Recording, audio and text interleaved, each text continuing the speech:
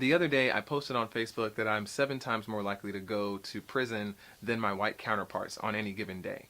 And this guy from my church comments saying, well, I don't know how you came to that conclusion considering that you are a law-abiding citizen. So I tried to explain to this person that the statistic is not that simple.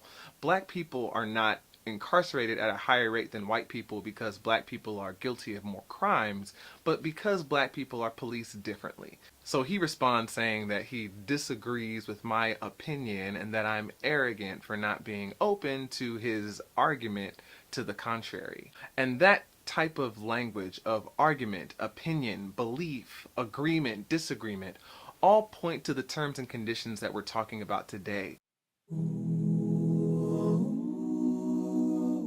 This is the 4th installment of our series entitled Terms and Conditions, where we are exploring different assumptions that seem to be present in conversations about racial injustice. Each of the terms and conditions goes something like this.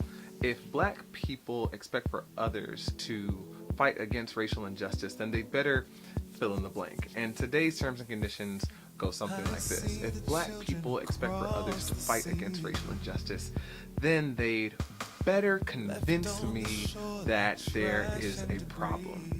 It's the idea that if someone does not believe that there is a problem, then the problem does not exist. Now, there's a ton that I could say about these terms and conditions, but I really feel like I've said most of that stuff in previous videos, so today I just want to hone in on a couple of things. The first thing is that we really need to be careful to distinguish between knowledge and beliefs. When we're talking about racism, we're talking about well-documented patterns of social control and behaviors that can be observed in the present and can be traced throughout America's history. So when we're talking about racism, we're not really talking about opinions and beliefs. We're talking about experiences, facts, and knowledge.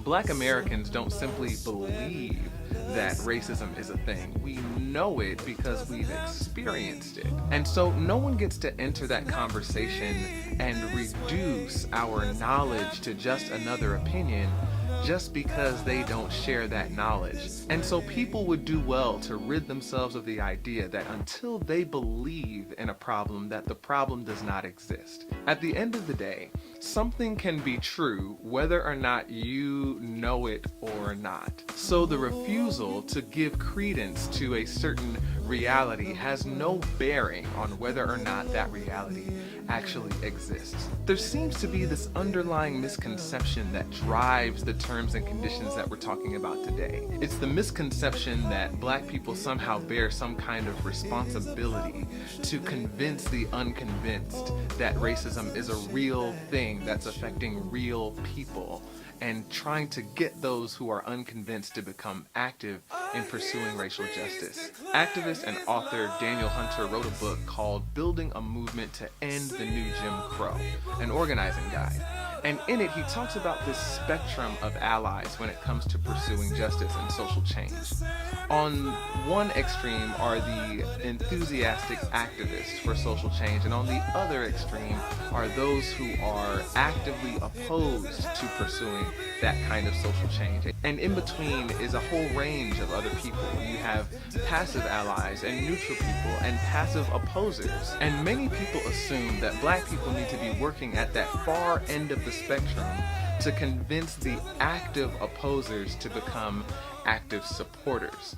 But the truth is that it's highly unlikely that people at that far end of the spectrum are going to become active allies in pursuing racial justice. And so our energy would be much better spent in appealing to those who are already predisposed to joining some kind of movement for social change. The truth is that we need a smaller percentage than most people might think in order to see social change.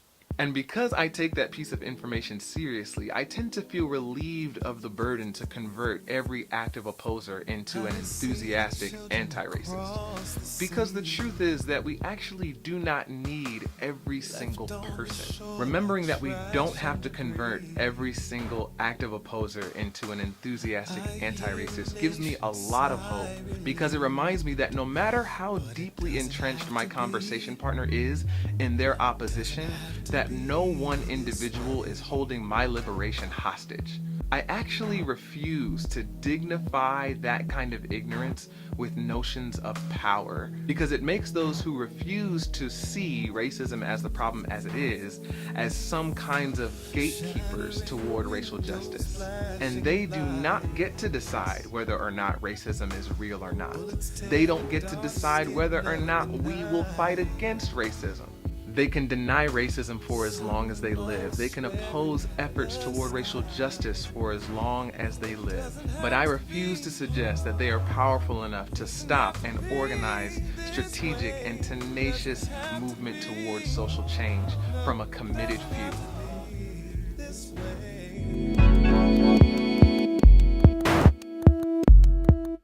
Well, you heard my take on today's terms and conditions. What are your thoughts? Please feel free to share them underneath this video, or on Facebook, or on my blog, or wherever you're watching this. If you've been enjoying this series and you want to make sure that you never miss a post, please feel free to subscribe to my YouTube channel or to my mailing list from my website, AndreHenry.com, and you'll get this content delivered directly to your inbox. The music that you heard on this episode was also original, and you can hear that at my website as well. And this video has been brought to you in part by my patrons at Patreon. Shout out to Tamisha Tyler and Becca Benavich for your support, and all my other patrons at Patreon. If you would like to be a part of creating content that covers justice issues like this, I would love it if you would consider becoming a patron. You can find my Patreon page at patreon.com/AndreHenryMusic. I'm trying to update my blog every Thursday, so I will see you next week. I think we're going to wrap this particular series up soon, but I have a lot of things that I want to share with you. Thank you so much. Peace.